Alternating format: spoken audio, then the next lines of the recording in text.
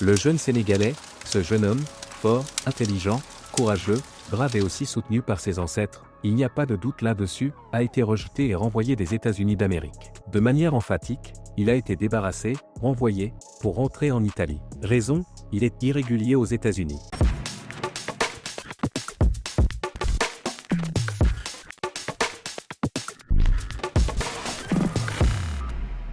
Bienvenue sur Tapis Rouge. Salut à tous, c'est toujours avec beaucoup de plaisir, merci infiniment d'être là. Avant de commencer, on va laisser un pouce bleu, ça ne vous coûte rien, ça nous fait du bien. Le respect est très important, comme je le dis toujours, il faut recevoir le respect, mais pour avoir le respect, il faut se conduire de sorte à recevoir ce respect. Il m'a toujours étonné de voir des gens se comporter de manière aussi ridicule tout en espérant être respectés en retour. Cela n'a vraiment aucun sens. Quand on n'a pas de respect pour soi-même, ni pour sa situation, comment peut-on s'attendre à ce que les autres nous respectent? Le respect commence avant tout par soi-même, et cela implique de prendre des décisions importantes, mais réfléchies. C'est exactement ce que Kabilam, ce jeune homme courageux, a fait. Il a pris une décision difficile, mais nécessaire. Il a quitté les États-Unis. Kabilam, qui a dépassé la durée légale de son visa, s'est retrouvé dans une situation délicate.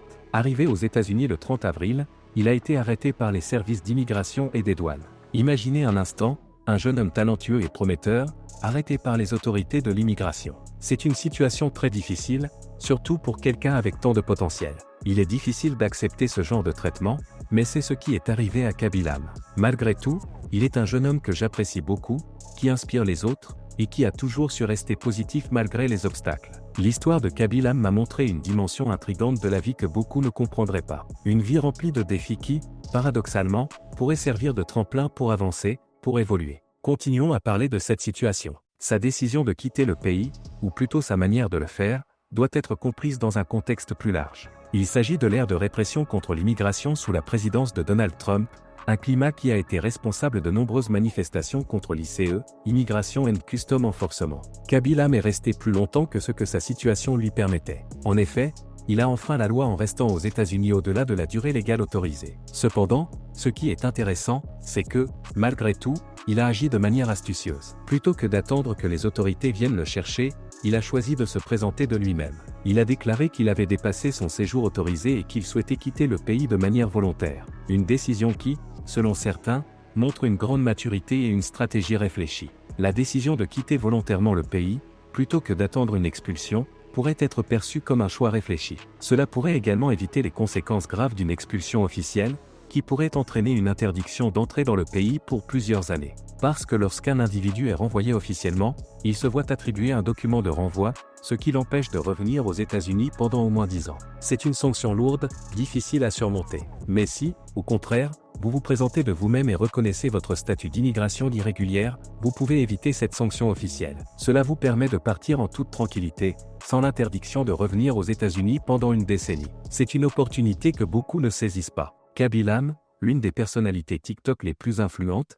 a donc quitté les États-Unis après avoir été arrêté pour avoir dépassé la durée de son visa. Son nom légal est Kabilam, mais il est mieux connu sous le nom de Kabilam. Il a été arrêté à l'aéroport international de Hariri, mais ce qui est remarquable, c'est qu'il a pu quitter les États-Unis sans recevoir un ordre d'expulsion. À seulement 25 ans, il avait passé la durée légale de son séjour. Mais plutôt que de se voir expulsé de façon définitive, il a fait le choix de partir volontairement. Son arrestation et son départ volontaire ont évité des mesures d'expulsion officielles.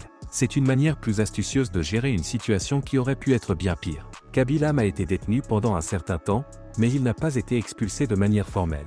Il a eu la chance d'obtenir un document qui lui permettait de partir sans encombre. Le jeune homme, né en Italie et d'origine sénégalaise, a vécu une expérience difficile, mais a su faire preuve de sagesse et de patience. Il a compris l'importance de prendre le contrôle de sa situation au lieu de se laisser entraîner par les événements. Il est important de souligner que la stratégie de Kabilam a permis d'éviter la lourde sanction qui consiste à être banni du pays pendant des années. Il a quitté les États-Unis sans avoir à endurer cette conséquence dramatique, tout en évitant d'être traité comme un criminel. Kabilam, qui a grandi en Italie, a vraiment pris de l'ampleur pendant la pandémie de Covid-19. Pendant que le monde était confiné et que beaucoup de gens se demandaient comment se réinventer, Kabi a trouvé sa propre voie. Contrairement à d'autres, qui étaient simplement coincés à la maison en attendant que la situation se règle, Kabi a décidé de se divertir avec les réseaux sociaux. Il a utilisé les médias sociaux, non pas comme un moyen de se faire connaître immédiatement, mais plus comme une manière de passer le temps. Et, contre toute attente, il a explosé en popularité. En utilisant sa plateforme TikTok, Kaby est devenu mondialement célèbre sans prononcer un seul mot dans ses vidéos. Imaginez la prouesse, faire un nom pour soi-même sans jamais parler. Aujourd'hui, il compte plus de 162 millions d'abonnés rien que sur TikTok. Sa renommée a franchi toutes les frontières, l'emmenant dans le monde entier. Il est désormais une figure incontournable des réseaux sociaux. Depuis 2022, Kaby Lame a signé des partenariats avec des marques prestigieuses, comme Hugo Boss. Il est aussi devenu un ambassadeur de marque, en particulier pour des projets sociaux et humanitaires. Il a été naturalisé italien et, en janvier de cette même année, nommé ambassadeur de bonne volonté pour l'UNICEF. Ses réussites soulignent qu'il a atteint un niveau où certaines choses, comme les problèmes administratifs, ne devraient plus le concerner. Un exemple, un visa. Il est essentiel de respecter les lois en matière d'immigration, car en dépassant le temps autorisé, on se met en situation irrégulière. Faire cela, c'est comme conduire une voiture sans assurance. Un geste imprudent. Rester dans un pays après la fin de son visa, c'est un risque. Un risque pour soi-même, pour sa famille, et pour l'intégrité financière. En plus, si quelque chose arrive, l'assurance ne couvrira pas, parce qu'il s'agit d'une violation de la loi. Les gens responsables ne se comportent pas ainsi. Ils respectent les règles. Dans certains pays, c'est le chaos, où les règles sont ignorées, comme dans des républiques bananières où l'on ne gère rien sérieusement. Quand on possède des responsabilités, comme avoir un permis de conduire ou un visa, il est primordial de les respecter. Si quelqu'un qui a acquis un certain statut décide de ne pas respecter ces règles, c'est incompréhensible. J'ai vu des gens critiquer Kaby, mais je pense qu'il faut comprendre qu'il a eu une chance énorme. Sa réussite est impressionnante et mérite d'être saluée. Beaucoup d'entre nous auraient aimé avoir ces opportunités. Il a surmonté des défis et se trouve maintenant dans une position enviable. Certains ont commenté en soulignant que la situation était prévisible, en rappelant que le jeune homme avait vécu illégalement en Italie pendant une période prolongée avant de finalement obtenir la citoyenneté. Certains estiment que ce genre de mentalité, de vivre en marge des règles, fait partie d'un système plus large. Cela a aussi à voir avec la perception de l'immigration, notamment chez certains Africains, qui rêvent d'Italie, comme l'idée du rêve américain. Une fois qu'ils arrivent, ils rêvent encore plus grand, ils veulent aller aux États-Unis, quitte à ne pas vouloir rentrer chez eux. C'est un phénomène qui se répète. Mais faut-il accorder une chance à ceux qui essaient d'expliquer que l'immigration illégale est une problématique sérieuse? Cela peut générer des débats complexes sur la régulation des flux migratoires, notamment aux États-Unis, où l'immigration coûte chaque année des milliards de dollars. Les Américains paient des milliards en impôts pour soutenir les migrants illégaux, un coût qui pourrait être mieux investi dans des infrastructures telles que des écoles gratuites ou des systèmes de santé publique. Les taxes collectées servent à maintenir des services qui ne bénéficient pas uniquement aux citoyens, mais aussi aux migrants, ce qui soulève des questions sur l'équité et la justice sociale. Beaucoup se demandent si c'est juste,